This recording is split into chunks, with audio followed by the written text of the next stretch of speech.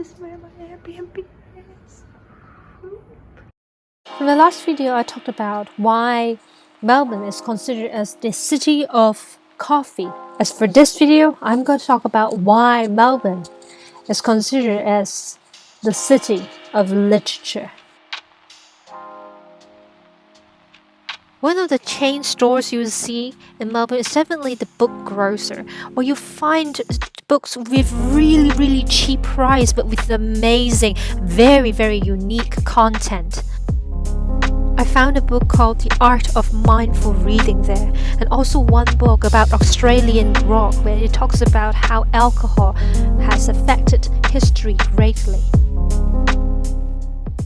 No pictures or videos are allowed in the Metropolis bookstore, and that's why I can only show you the Google pictures that I can find of its interior. But for this bookstore, if you're looking for creative inspirations, some books with a unique and quirky taste whatsoever, you can find it here. It is where there's a collection of art, graphic design, music and film and architecture books in here, and also handmade books by artists, things like this.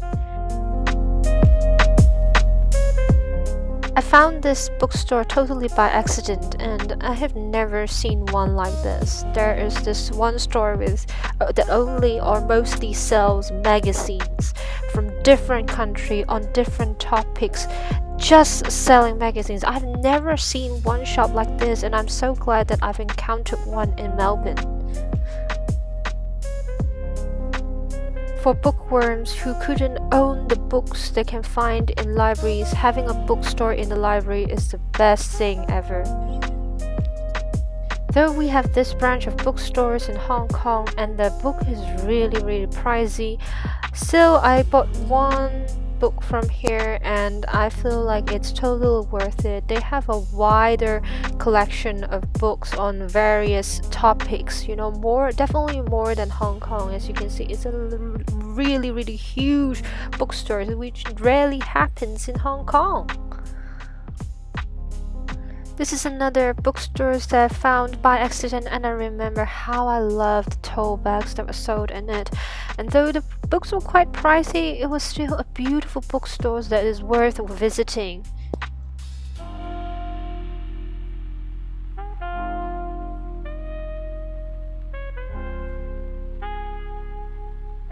Speaking of bookstores, second-hand bookstores are something that you will never miss when you are in the city of literature. You somehow will find gems hidden in the stacks of books, and this second-hand bookstores kind of arrange everything in an orderly manner, more orderly than most second-hand bookstores. And that's why it's on a lot of blogs when it talks about best bookstores in Melbourne.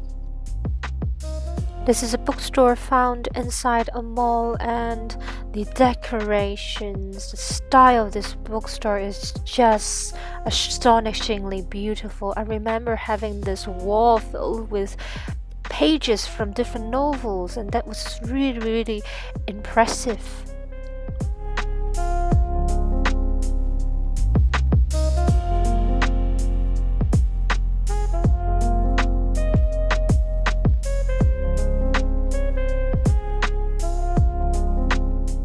Just by looking at the name of the bookstore, you might not guess that it is a bookstore. It sells books. But when you go in, you can see beautiful graffitis on its pillars, on its walls, and somehow there's this amazing reading area where water is provided and you can just sit there quietly to read a book that you found interesting in the bookstore.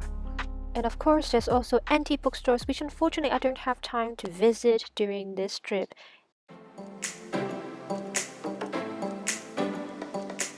The State Library is definitely the most typical spot for tourists to visit in Melbourne, and it is a place for locals to read quietly, to do their projects or even tutoring, which I witnessed myself. It is an amazing place for you to concentrate.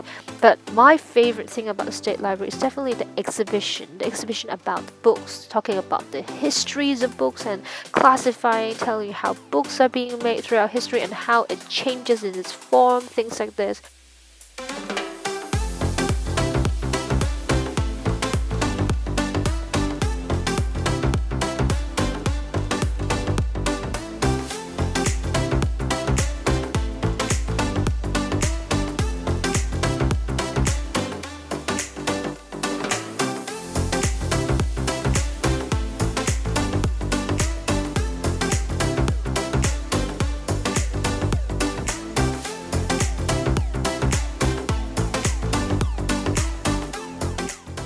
cannot take away a book from the state library, but you can take away one from the little free library where they share books, exchange books with you. And I decided to put one of my books in the little free library.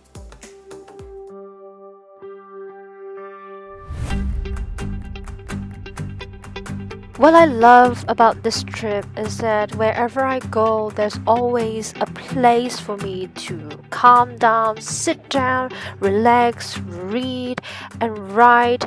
And that place doesn't necessarily require you to pay any money. It can be free. And one of the places is the parks, the gardens.